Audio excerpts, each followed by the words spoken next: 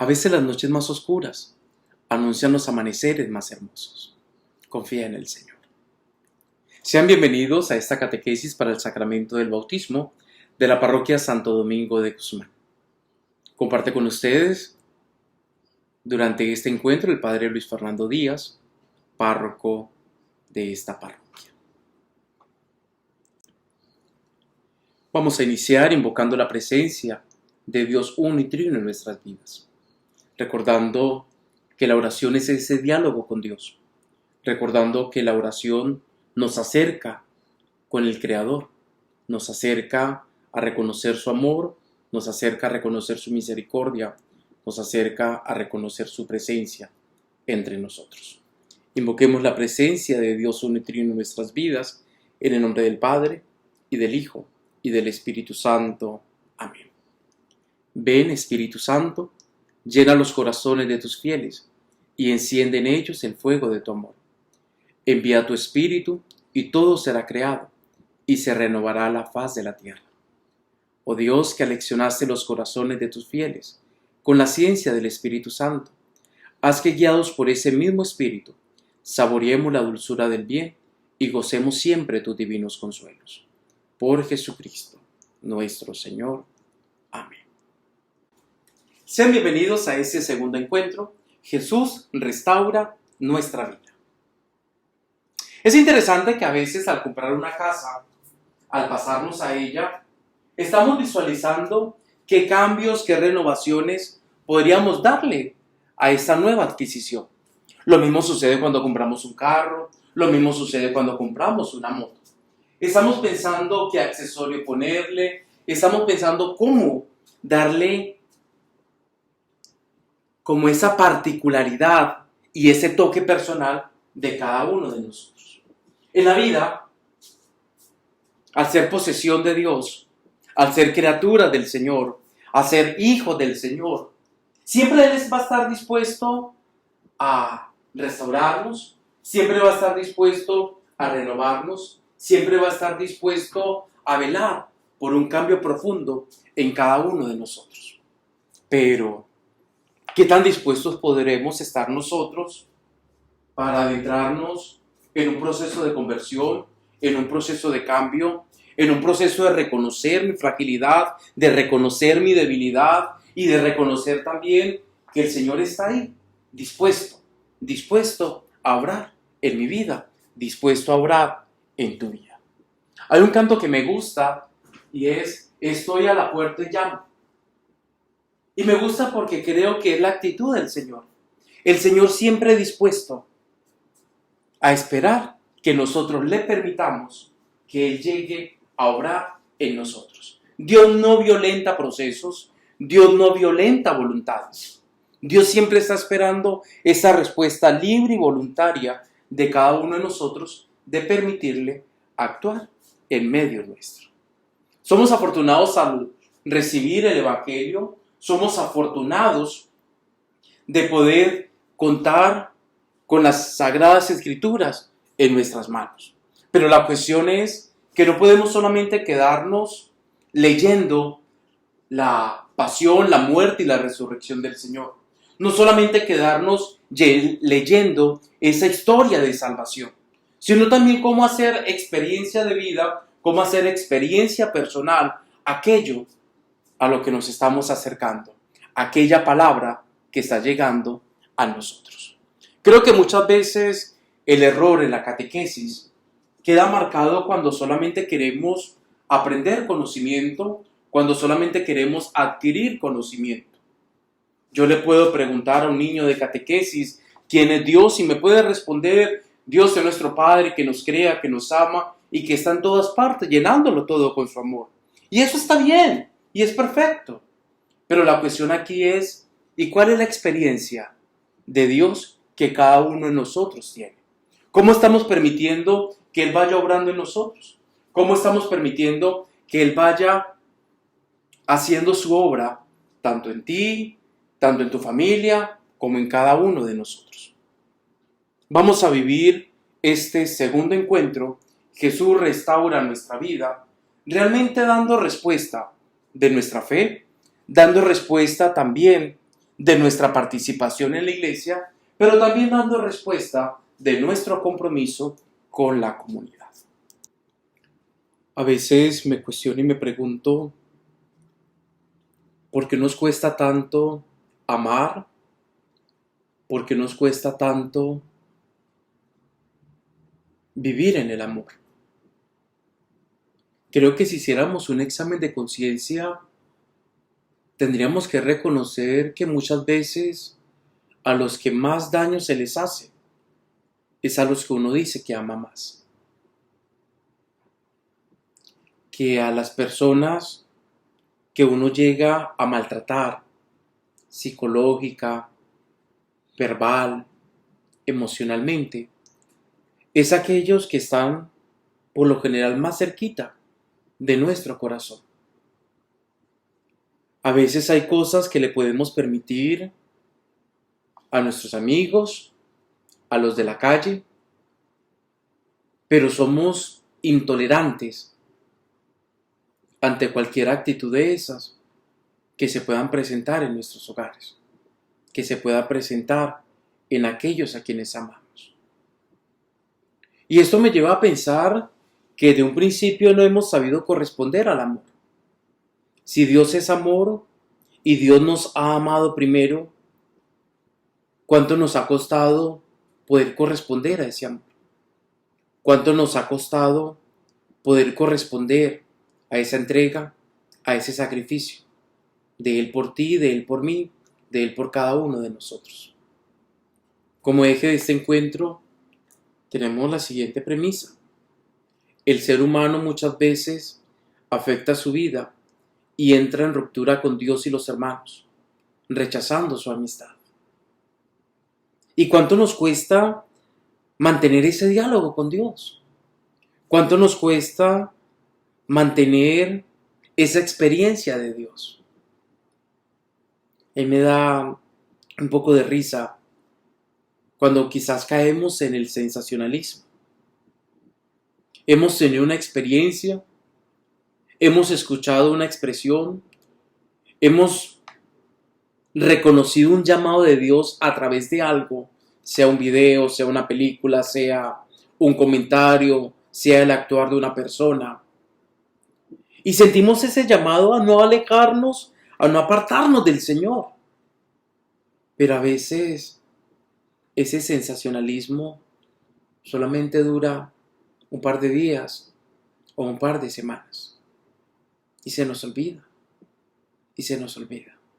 Se nos olvida que nuestra vida sin Dios carece de sentido. Se nos olvida que sin el auxilio, que sin el amor, que sin la protección de Dios, podemos naufragar, podemos caer en el pozo del pecado y que difícilmente, sin Él, podemos llegar a salir. Pero es interesante, porque a pesar que muchas veces le demos la espalda al Señor, porque a pesar que muchas veces fallemos a la alianza, fallemos a las promesas del Señor, su amor se manifiesta. Porque Dios nos ama, nos envió a su Hijo para que aceptándolo y creyendo en Él, nos renovemos interiormente. Cuando hacía mi catequesis para primera comunión, recuerdo un canto que entonaban casi en cada encuentro. Un día una niñita se acercó, mirándome a los ojos sonrió. Traía en la mano lápiz y papel, tarea escolar para cumplir. Y preguntó sonriendo, muy graciosa, ¿qué es preciso para ser feliz? Y la respuesta era amar como Jesús amó, vivir como Jesús vivió, sonreír como Jesús sonreía. Y la cuestión aquí es, ¿por qué nos cuesta? ¿Por qué nos cuesta reconocer que si la finalidad del ser humano es ser feliz, si Dios quiere que nosotros seamos felices, ¿por qué nos cuesta reconocer que va a ser bien difícil llegar a esa plenitud, llegar a esa felicidad sin la mano del Señor, sin ir de la mano de aquel que puede transformar nuestra vida, que puede renovar nuestra vida, que puede obrar y obrar maravillas y cosas grandes en nosotros. Jesucristo, con su misma vida, sus enseñanzas, sus signos, y en especial con su muerte y resurrección, nos salva del pecado y de la muerte, y hace posible que podamos vivir como hijos de Dios. Y es algo que se nos ha olvidado. Y se nos olvida que somos hijos de Dios por el bautismo. Se nos olvida que somos criaturas del Señor. Se nos olvida que somos posesión del Señor. Jesús nos mostró el camino. Nos mostró el camino del sacrificio, nos mostró el camino de la entrega, nos mostró el camino de una plena confianza en el Señor, nos mostró el camino de cómo asumir y cómo cumplir la voluntad de Dios en nuestras vidas. Con su muerte, con su resurrección. Dio vida al mundo. Nos ha rescatado, nos ha sacado del abismo, del fango en el que el pecado nos tenía sumergido. Pero para hacer presente ese sacrificio de Jesús en la cruz, necesitamos aceptar y convertirnos sinceramente a Él, viviendo sus enseñanzas, poniendo en práctica su palabra. Acercarme y leer la Biblia y luego cerrarla y quedar como si nada pasara, es casi como quedarme al inicio del camino. Porque el texto bíblico, el texto revelado, me invita y nos lleva a una experiencia, me invita y nos lleva a un encuentro cercano con lo divino, un encuentro cercano con el Señor, un encuentro con aquel que con su muerte y resurrección nos ha salvado, nos ha concedido una nueva vida y vida en Él. Dios nos creó en armonía, pero el pecado la rompió. Todos vivimos experiencias negativas. Nos aquejan dificultades y problemas diversos. Experimentamos limitaciones de toda índole, el dolor, la muerte. A veces llegamos al punto donde no nos sentimos libres y no queremos ser esclavos de nada ni de nadie. Ello nos ayuda a comprender cómo, por el mal uso de la libertad, los seres humanos hemos roto la armonía que Dios imprimió al crear el mundo. Hemos causado el desequilibrio de la creación y de la sociedad en que vivimos. La violencia, la delincuencia, el secuestro y las terribles consecuencias de la guerra, las injusticias y las diversas formas de pecado nos llaman hoy a buscar soluciones. Y viene la gran pregunta: ¿de dónde viene el mal? ¿Podemos librarnos de él? Días atrás leía una reflexión y me gustó.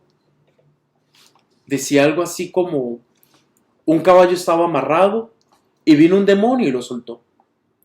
El caballo se metió a la finca de unos campesinos y comenzó a comerse la siembra. El dueño de la finca tomó su rifle y mató al caballo. Entonces el dueño del caballo tomó su rifle y mató al dueño de la finca. La mujer del dueño de la finca mató al dueño del caballo.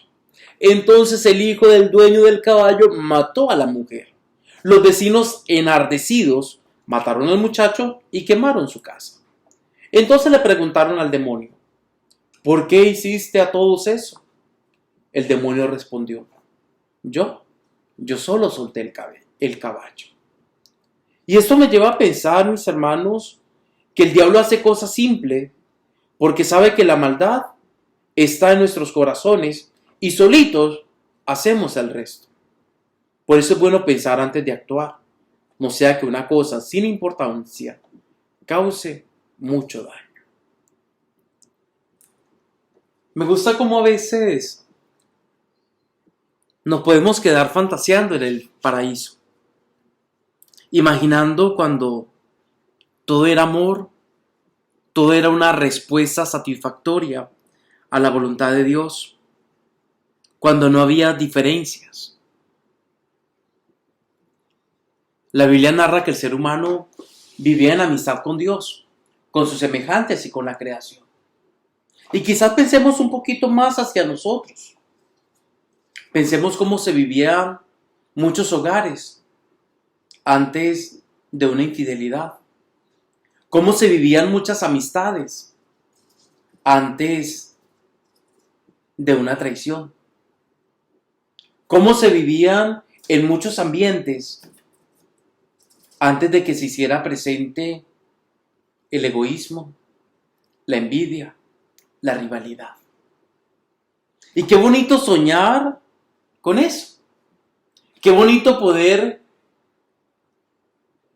contemplar y reconocer que hubo un momento donde había una íntima amistad con Dios, con los semejantes, con la creación.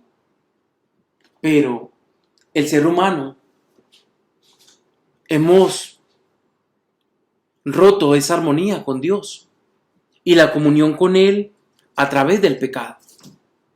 Y la cuestión es que a veces nos hemos acostumbrado a vivir con el pecado. Y creemos que con nuestro pecado no le hacemos daño a nadie.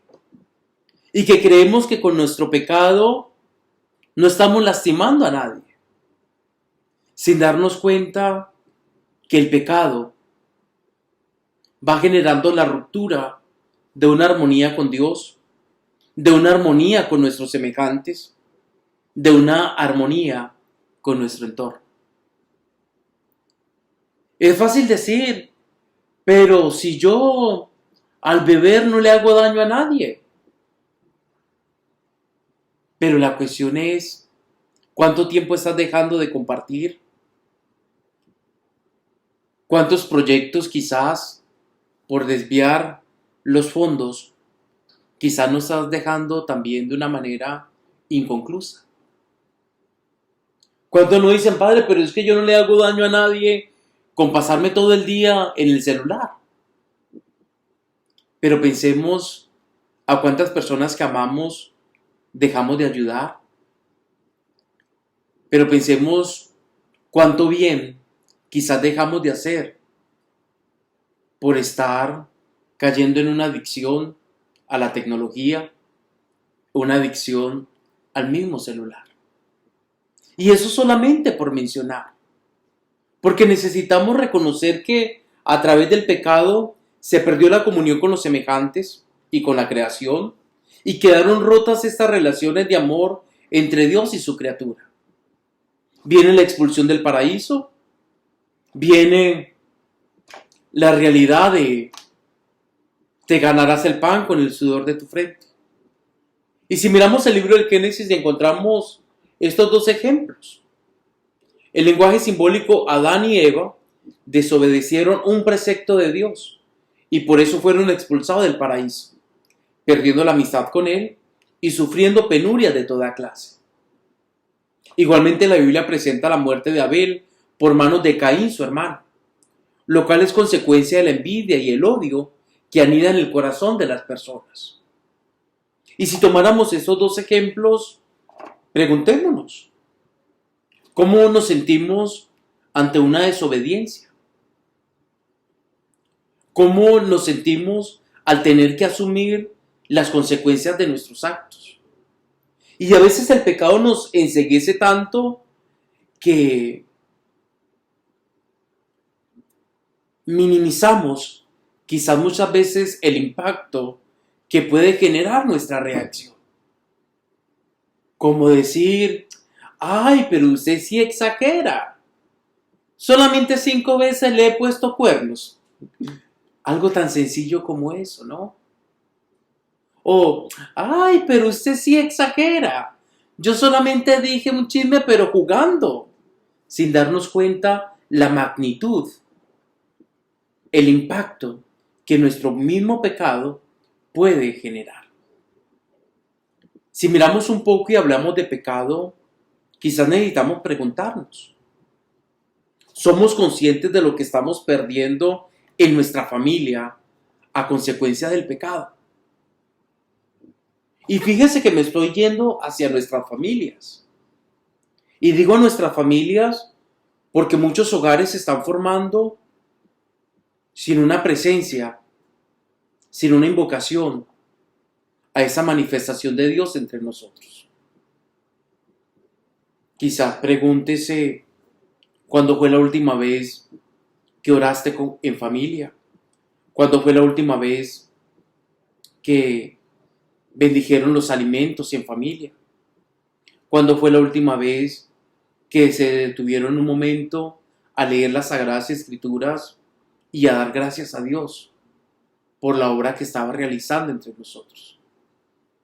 Y este ausentar, este alejar a Dios de nuestra vida viene también como consecuencia de nuestro mismo pecado, como consecuencia de nuestra misma desobediencia, como consecuencia de nuestra misma soberbia e indiferencia ante las mismas cosas de Dios. Hemos pensado en las consecuencias de actuar bajo la influencia del pecado. Dios en su infinito amor no quiere la muerte del pecador, sino que se arrepienta y viva. Desde el momento mismo del primer pecado, prometió enviar un Salvador. Y dirigiéndose a la serpiente le advierte: pondré enemistad entre ti y la mujer, entre tu descendencia y la suya. Ella te herirá en la cabeza. La desobediencia a Dios y el desorden moral mueve al Señor a purificar la humanidad mediante el diluvio y a generar una humanidad nueva, prefigurada en Noé y en su familia. La soberbia conduce al ser humano a la confusión y al caos, como le sucedió a quienes construían la Torre de Babel. Me gusta y recordaba una frase de San Agustín: la soberbia no es grandeza, sino hinchazón, y lo que está hinchado parece grande, pero no está sano.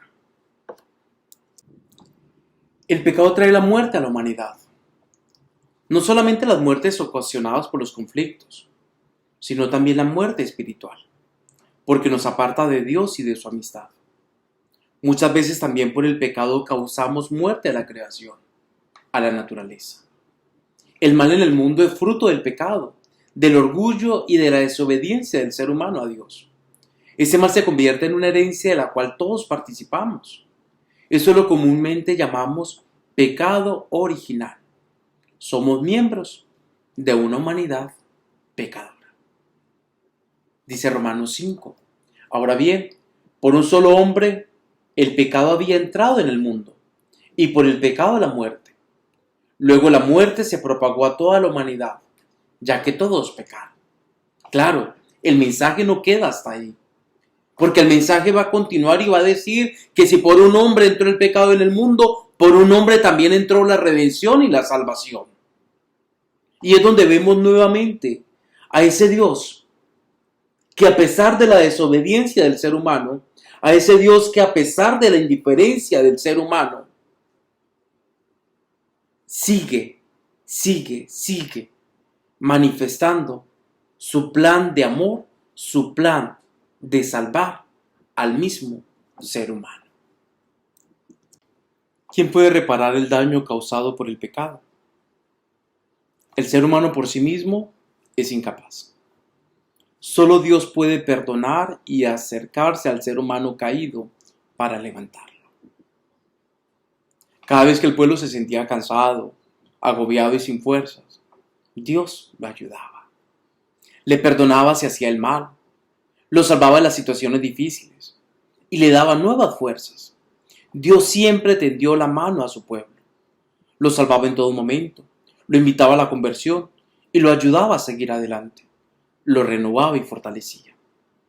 Pero esa salvación era promesa de la salvación de Cristo. Solo Dios puede perdonar y acercar al ser humano caído para levantarlo. Dios siempre desea salvar a su pueblo. Dios otorga medios necesarios para liberarse, ayuda en todo momento. El pueblo elegido experimentó la salvación de Dios, lo liberó de la esclavitud, estableció con ellos una alianza de amistad, los llevó hasta la tierra prometida, lo guió, lo protegió, le concedió bendiciones sin par, vida en abundancia, salud y prosperidad, a pesar de las mismas infidelidades del pueblo. Una salvación que no solo consistía en llenar de bienes al pueblo, sino en amarlo y perdonarlo, convirtiéndolo en su aliado y haciéndolo experimentar una especial presencia de él en medio de ellos. Dios se portaba como padre y como amigo del pueblo de Israel. Es más, Dios sigue portándose como padre y amigo de nuestro pueblo, de nuestra realidad, de nosotros mismos. En Jesús se centran las promesas del Antiguo Testamento. Y tanto amó Dios al mundo que le dio a su Hijo único, para que todo el que crea en Él no perezca. Como se decía en la diapositiva anterior, Dios salvaba siempre a su pueblo en todo momento, invitándolos a la conversión, ayudándoles a seguir adelante, los renovaba y los fortalecía, porque esta salvación era promesa de la salvación de Cristo. Y nos preguntamos, ¿y quién es Jesús? Y en el momento del Evangelio, cuando Jesús pregunta a sus discípulos, ¿quién dice la gente que soy yo? Y luego les pregunta a ellos, ¿y para ustedes quiénes soy? ¿Quién soy? Y creo que también la respuesta sería bueno que la dialogáramos y que nos preguntáramos hoy, ¿quién es Jesús en mi vida? En las Sagradas Escrituras puedo encontrar desde el Antiguo Testamento que Jesús es el Hijo enviado del Padre, que Jesús es su hijo amado, que Jesús es quien se hace hombre para llevar a las personas a Dios, que por obra del Espíritu Santo se encarna en el vientre purísimo de María Virgen y asume nuestra naturaleza humana, que Jesús es semejante a nosotros en todo menos en el pecado, que en Él se cumplen las promesas de salvación, que las personas que se encuentran con Él y creen en Él se transforman, cambian su manera de vivir, que su situación resulta totalmente nueva porque habrá un auténtico proceso de conversión, comunión y solidaridad. Yo he venido para que tengan vida y vida en abundancia. Y frente a esto necesitamos recordar que los procesos de conversión no se dan en igual forma ni al mismo ritmo en todas las personas. La conversión no deja de ser algo misterioso, porque confluye en la intervención de la acción amorosa de Dios y la respuesta libre de cada ser humano.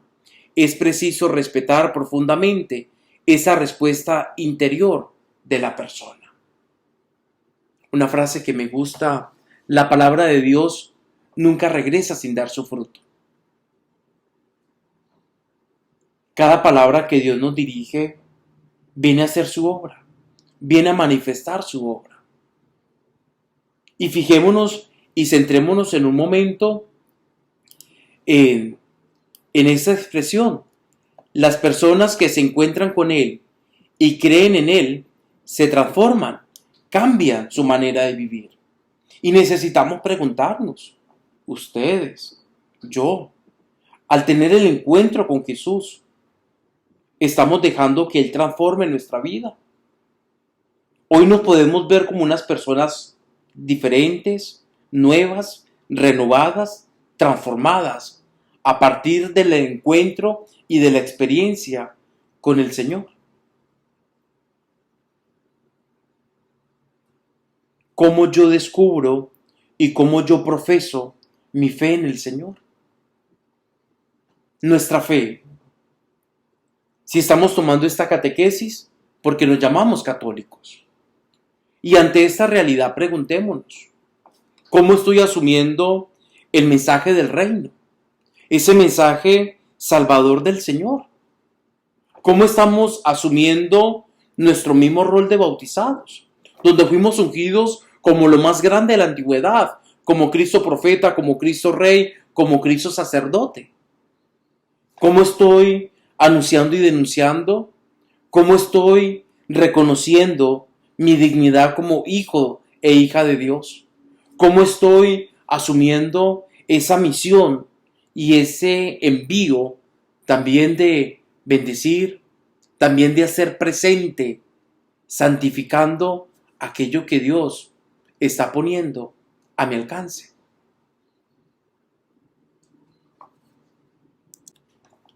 El gran gesto que abre la posibilidad a todas las personas de liberarse del pecado y de la muerte lo constituye Jesús muerto y resucitado.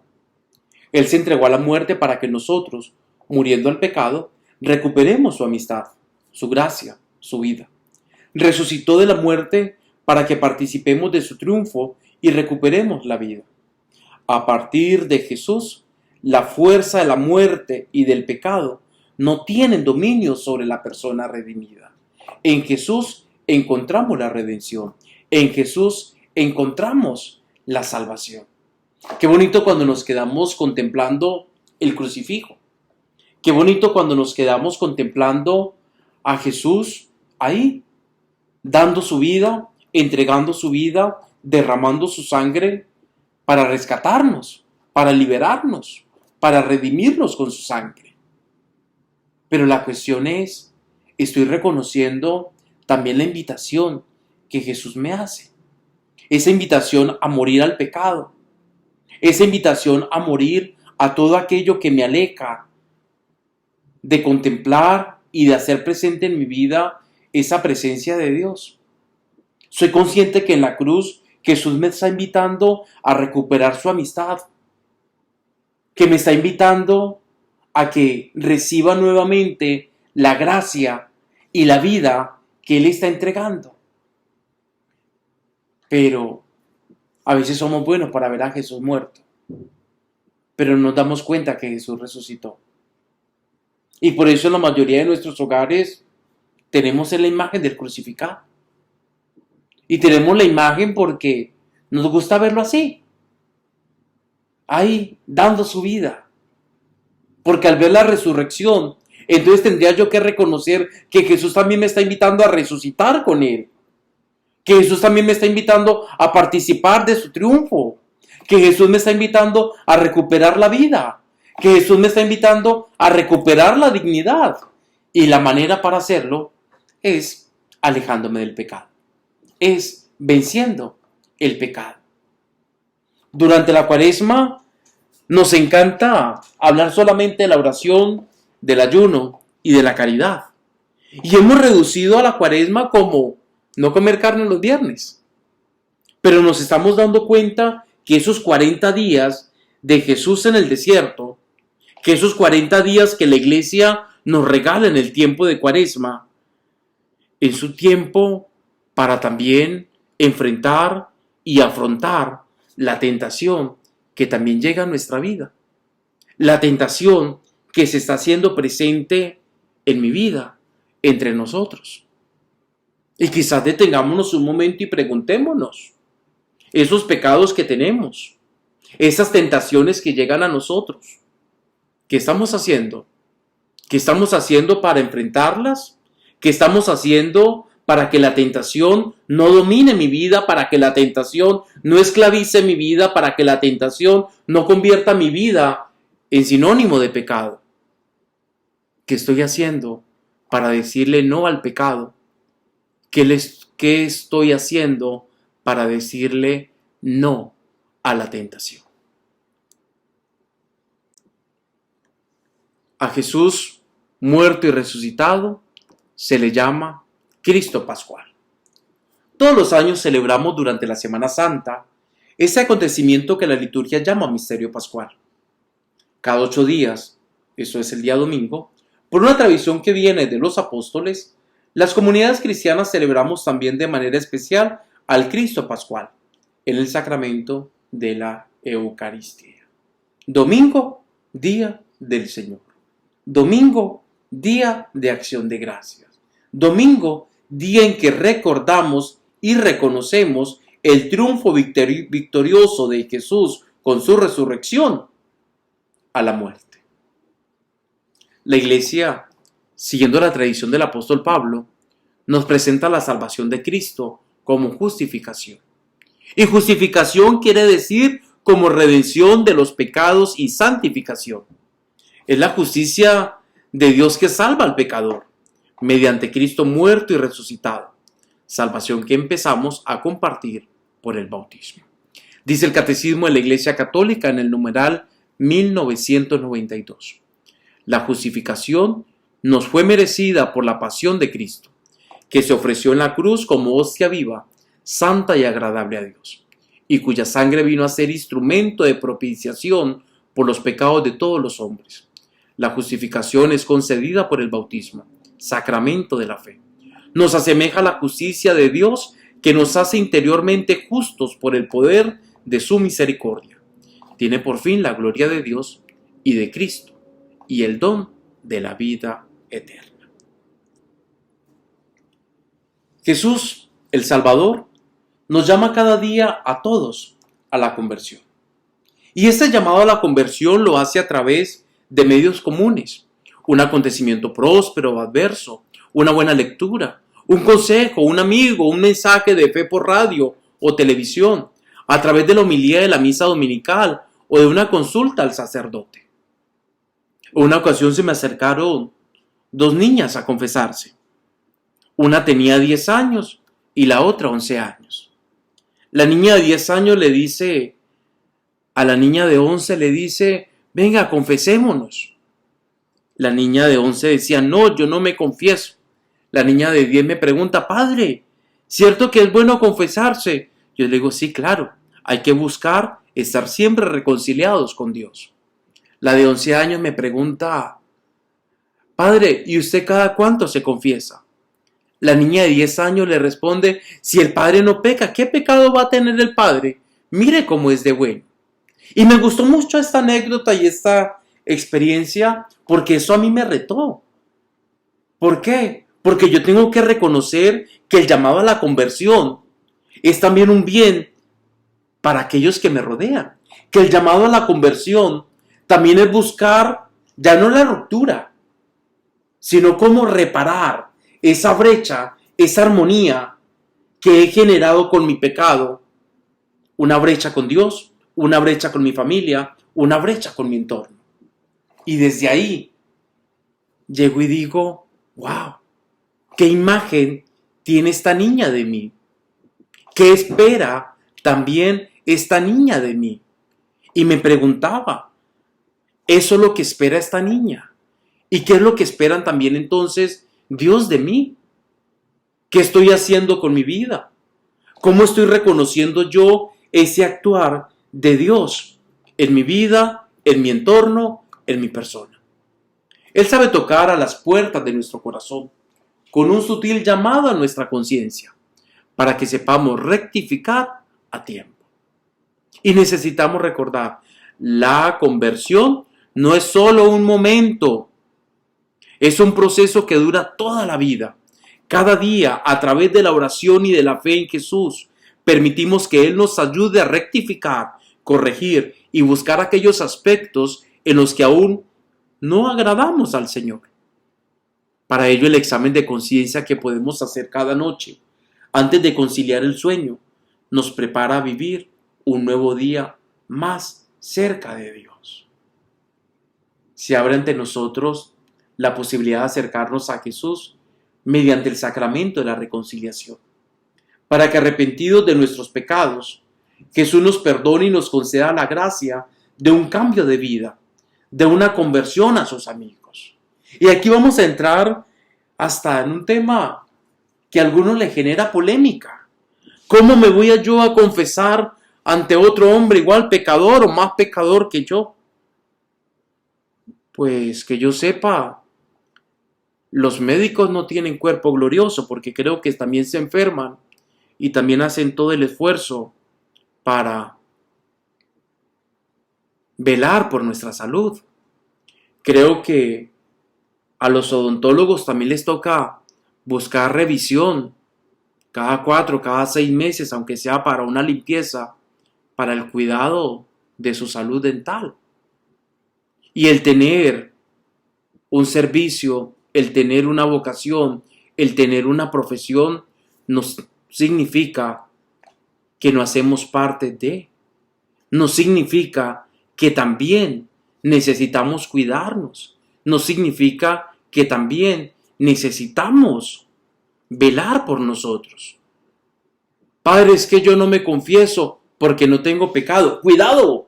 Primera de Juan, capítulo 1, versículo 8. Aquel que diga que no tiene pecado está cometiendo un pecado aún mayor, porque se está negando totalmente a la posibilidad que el Espíritu Santo haga su obra en él. Y es lo que necesitamos tener cuidado. Yo pienso y a veces bromeo y digo, ¿cuánto se disfruta un buen baño? Sobre todo si el agua que cae de la regadera, de la ducha, sale con presión. ¿Cuánto se disfruta? Pero qué interesante que a pesar que disfrutemos un buen baño, que a pesar que disfrutemos sentirnos limpios, a veces el baño lo dejamos ahí, el tiempo que me queda. Nos levantamos, organizamos, estamos preparando todo y cuando ya va siendo el momento de salir, espere, voy y me echo una agüita, voy y me baño y ni se disfrutó aquel baño. Eso me recuerda el sacramento de la reconciliación, que a veces no estamos permitiendo ni disfrutar la gracia que se derrama en nosotros, ni disfrutar ese renovar, ese liberar, ese purificar, ese actuar de Dios entre nosotros. Hoy en día se está poniendo muy de moda la oración de exorcismos. Y para todo quieren hacer exorcismo. Ante una enfermedad, oran exorcizando la enfermedad. Y uno dice, Dios santo, ¿por qué estamos jugando con fuego?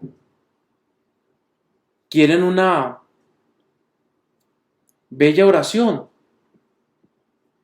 Tengan una buena confesión, haciendo un examen exhaustivo de la debilidad, de la propia fragilidad.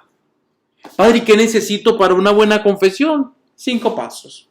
Examen de conciencia, contrición de corazón, propósito de enmienda, confesión de boca y satisfacción de obra. Padre, ¿cómo así? Un examen de conciencia.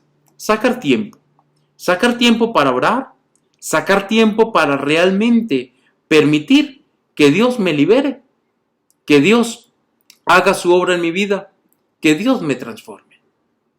Reconociendo mi falta, reconociendo mi debilidad, reconociendo mi fragilidad.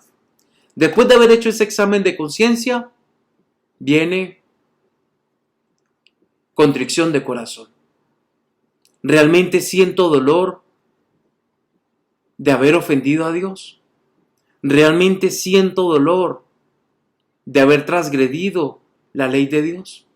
¿Realmente siento dolor en no corresponder a ese amor, en no corresponder a esa misericordia, a esa gracia, a ese amor que Dios tiene por mí? Luego viene el propósito de enmienda. ¿Cómo procurar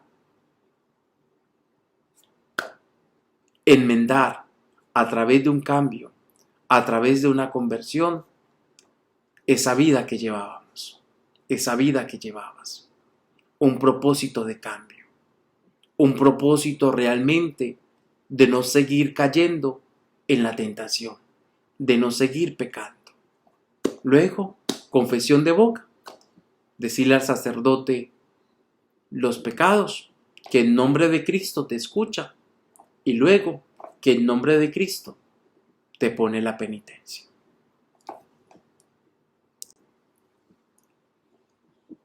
A veces, por el solo hecho de considerarnos miembros de la Iglesia Católica, creemos que la conversión no es asunto nuestro.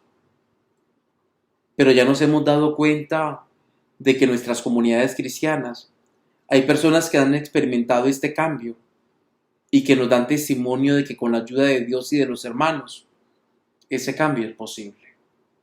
Días atrás escuchaba un retiro para sacerdotes y me gustaba la expresión retiro de conversión para sacerdotes. Y uno se dirá, ¿y el sacerdote qué necesita convertirse? Mucho, mucho. Porque conversión es el proceso, el camino que a nivel individual pero dejándonos acompañar por una comunidad, tomamos para acercarnos al Señor. Recordemos, por tanto, que la salvación es el resultado de la respuesta que cada persona da en la comunidad cristiana al llamado que Dios hace a la conversión, para vivir como hombres nuevos, en la medida en que nos dejemos amar, en que nos dejemos guiar, en que nos dejemos perdonar por Jesucristo. Iremos respondiendo todos los días a sus invitaciones. Las promesas que hicimos al Señor en nuestro bautismo, de morir al pecado y vivir para Él, hemos de renovarlas continuamente y con hechos. Para ello es preciso alimentar la vida cristiana por medio de un encuentro con Jesús en la oración y la constante vigilancia.